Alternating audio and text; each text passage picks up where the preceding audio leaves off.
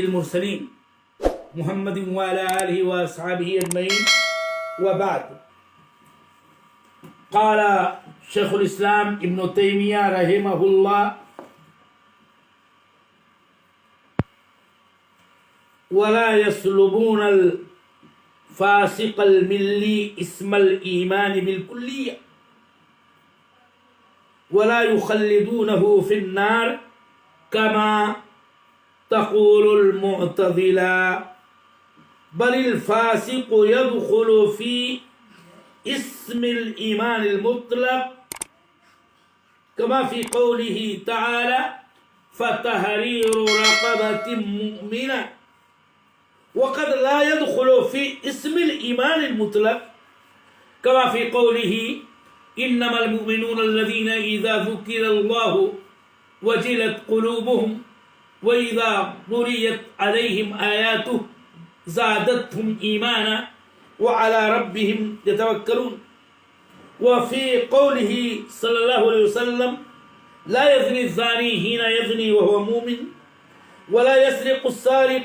حين يسرق وهو مؤمن، ولا يشرب الخمر حين يشربها وهو مؤمن، ولا ينتهب نهبة ذات شرف يرفع الناس إليها أبصارهم حين ينتهبها وهو مؤمن، ويقولون هو مؤمن ناقص الإيمان أو مؤمن بإيمانه فاسق بكبيرته، فلا يعطى الاسم المطلق ولا يسلب مطلق الاسم. میرے محترم سامعین، بحث کا یہ سلسلہ جاری ہے دراصل کہ ایمان کی تعریف کی روشنی میں اور دلائل کتاب و سنت کی روشنی میں اہل السنہ والجماعہ مطلق گناہ کی بنا پر، کبائر کے ارتکاب کی بنا پر اہل قبلہ یعنی کسی بھی مومن و موحد کو کافر نہیں کہتے ہیں، اور نہ ہی اس کو مخلد فی النار کہتے ہیں، نہ ایمان سے خارج، نہ کفر میں داخل، اور نار میں مخلد فی النار نہیں کہتے، جیسا کہ خوارج کا قول و مذہب اور ان کا نظریہ ہے.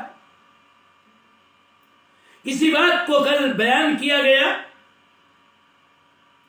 اور خوارج کا نقطۂ نظر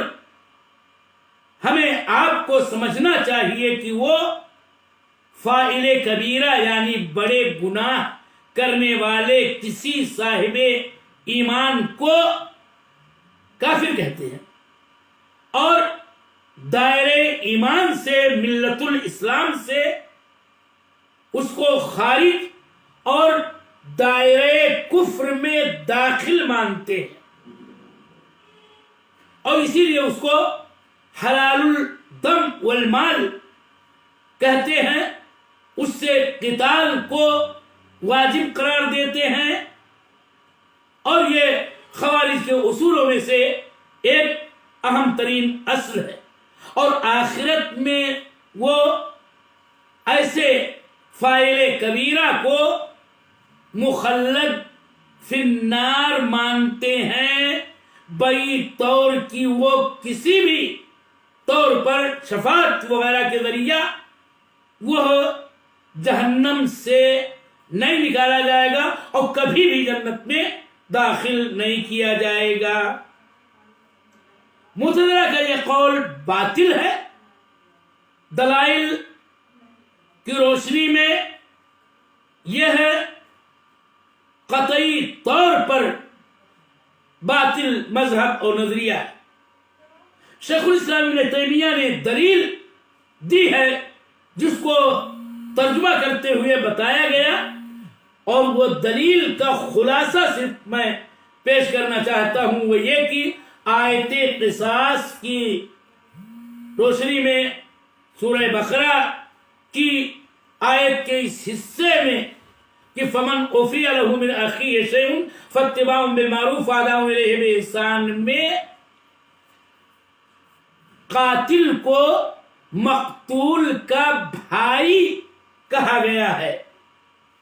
اور قتل ایک گناہ ہے، کبیرہ گناہ ہے، اور قاتل نے مقتول کو قتل کیا،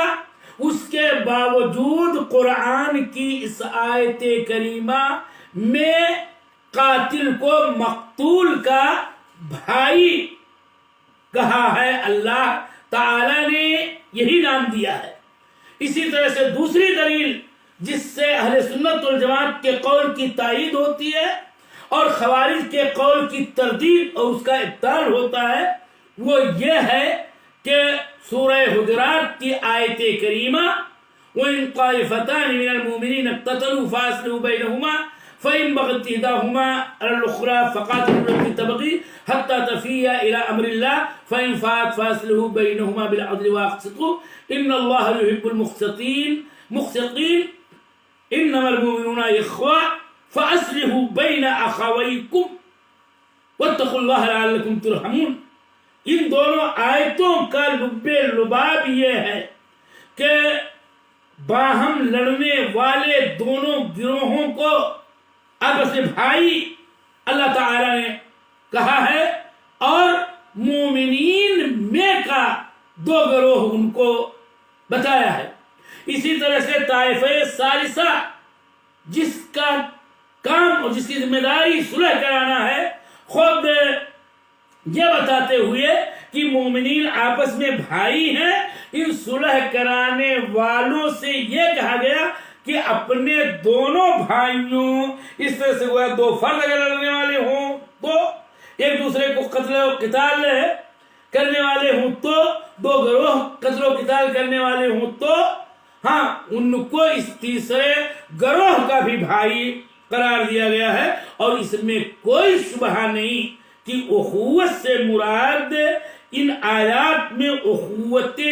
دینیہ، اخوت ایمانیہ ہے۔ لہذا معلوم ہوا کہ کبائر کے فعل اور بڑے گناہوں کے ارتکاب کے باوجود موحدین مومنین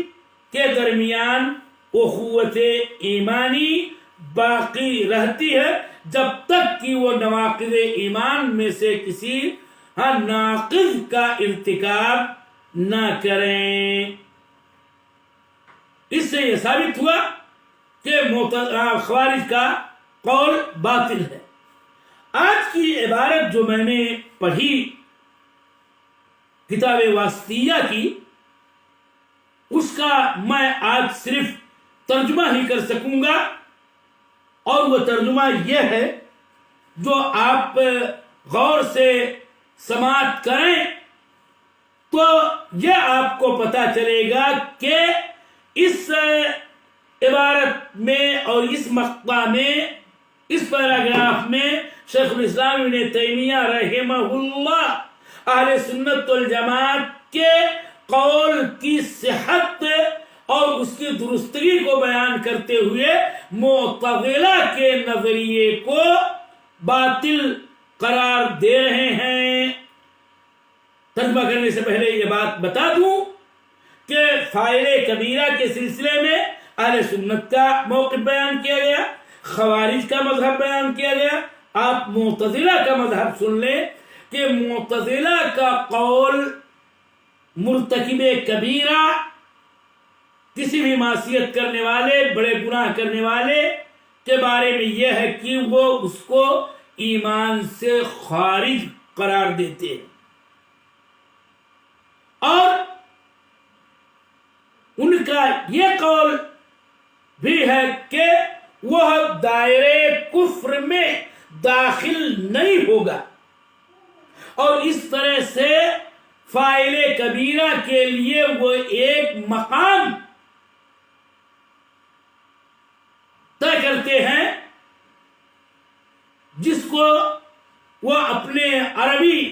کلمے کی روشنی میں منزلۃ بین المنزلتین، یعنی ایمان اور کفر ان دونوں مقامات کے درمیان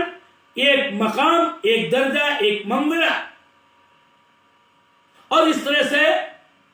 صریح لفظوں میں آپ یہ سنیں کہ معتزلہ فاعل کبیرہ کو کہتے ہیں کہ لا مومن لا کافر، نہ وہ مومن ہے کہ ملت اسلام میں شامل داخل،